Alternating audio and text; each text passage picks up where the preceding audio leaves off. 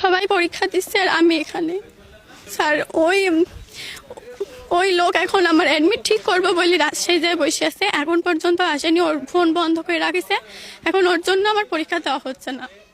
স্যাররা অনেক চেষ্টা করেছে আমার অ্যাডমিট ঠিক করতে, কিন্তু সর্বশেষ পর্যন্ত চেষ্টা করেছে, কিন্তু ব্যাংক বন্ধ থাকার কারণে পরীক্ষার আগের দিন আমার ফর্ম ফিল। আসসালামু আলাইকুম। আজকে ভিডিওটা অন্যরকম।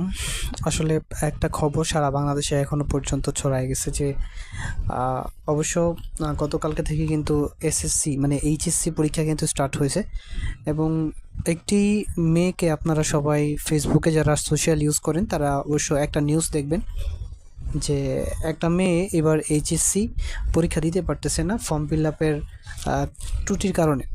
তো এই মেয়েটা কিন্তু ফর্ম ফিল আপের জন্য গত রমজান ঈদের সময়ই, রমজান মাসেই কিন্তু ওই সময়টা যখন কলেজ অফ ছিল, কিন্তু কলেজের যে কার্যক্রম ছিল অফিসিয়াল সেগুলো খোলা ছিল, তো অফিস খোলা ছিল। তো সেই মেয়েটা কিন্তু বাসা থেকে টাকা নিয়ে কিন্তু সেখানে যায়। যাওয়ার পরে কিন্তু ওই মেয়েটা, আপনারা ভিডিওতে দেখেছেন যে তিনি বলেছেন অফিসে কর্মরত যিনি ছিলেন তার কাছে টাকা পয়সা বুঝিয়ে দেওয়া হয়, এবং উনি আশ্বস্ত করেছেন যে সঠিকভাবে সব কিছু সাবমিট করবে এবং অ্যাডমিট কার্ড আসলে অ্যাডমিট কার্ড দিয়ে দেওয়া হবে। তারপর মেয়েটা এখান থেকে চলে আসে। আসার পরে এর আগে বলে নেই, মেয়েটা প্রথমত তাদের বাসার আশেপাশে যে বাজারের যেই কম্পিউটারের দোকানগুলো রয়েছে সেখানে গিয়েছিল আবেদন করার জন্য, বাট সেখানটাতে ফর্ম ফিল আপ করতে পারেনি, সামান্য হয়তো বা কোনো সার্ভারের সমস্যা হয়েছিল। এরপর সে সরাসরি কলেজে চলে যায়। কলেজ থেকে তাকে বলা হয় যে আজকের মধ্যে টাকাটা দিতে হবে। কলেজে যেই দায়িত্বে ছিলেন তিনি, মানে যেটাকে বলা হয় কেরানি না অফিস পিয়ন, খুব সম্ভবত এরকমই অফিস পিয়ন। আচ্ছা, যাই হোক, তখন সেখানে উনি টাকা দেওয়ার পরে উনি বলে যে অ্যাডমিট কার্ড আসলে তারপর তোমাকে অ্যাডমিট কার্ড দিয়ে দেওয়া হবে, তুমি বাসায় চলে যাও। তারপর মেয়েটা বাসায় চলে আসে। মেয়েটা তো অপেক্ষায় প্রহর ছিল যে অ্যাডমিট কার্ড পাবে, কিন্তু পরীক্ষা যত দ্রুত ঘনিয়ে আসছিল অ্যাডমিট কার্ডের কোনো খোঁজ পাওয়া যাচ্ছিল না। এক পর্যায়ে যখন অ্যাডমিট কার্ড নাই, তার আগের দিন পর্যন্ত ওয়েট করছে, কাকে কি বলবে সেটা বুঝে উঠতে পারতেছিল না ওই মেয়েটা এবং তার ফ্যামিলি, পরিবার। তারপরে বাধ্য হয়ে ওই মেয়েটি সেই স্কুলের যার কাছে টাকা দিয়েছিল তার সাথে যোগাযোগ করে, সে কোনো যোগাযোগ নাই, ফোন টোন ধরে না। কলেজে যে অধ্যক্ষ ছিল তাকে জানানো হয়েছে, তিনি তাৎক্ষণিকভাবে চেষ্টা করেছিলেন কিন্তু তিনিও পারেন নাই।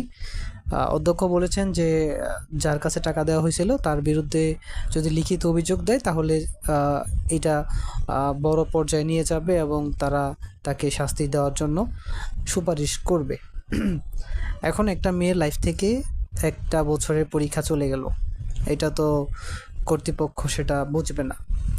মেয়েটা অনেক কান্নাকাটি করতেছে, মেয়েটার বাবা অনেক কান্নাকাটি করতেছে। আসলে ভিডিও শুরুতে আপনারা দেখেছেন, মেয়েটার কথা আপনারা শুনেছেন।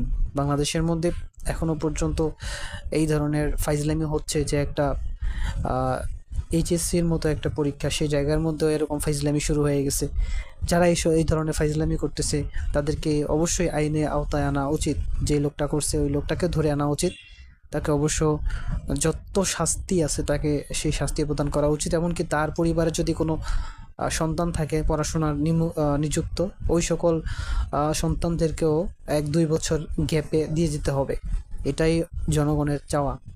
একটা মেয়ের পরীক্ষার যেই ইয়াটা সেটা নষ্ট করে দিছে এই ধরনের কুলাঙ্গারদেরকে। কলেজে কে চাকরি দেয়? টাকা খেয়ে এই লোকটা এই কাজ করছে।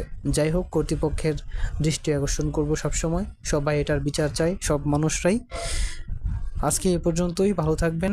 আর অবশ্যই এই ধরনের ভিডিও সামনে আসলে ভিডিও করার মতো মুড থাকে না, মন চায় যে ওই লোকগুলোকে ধইরাই না পিটাই।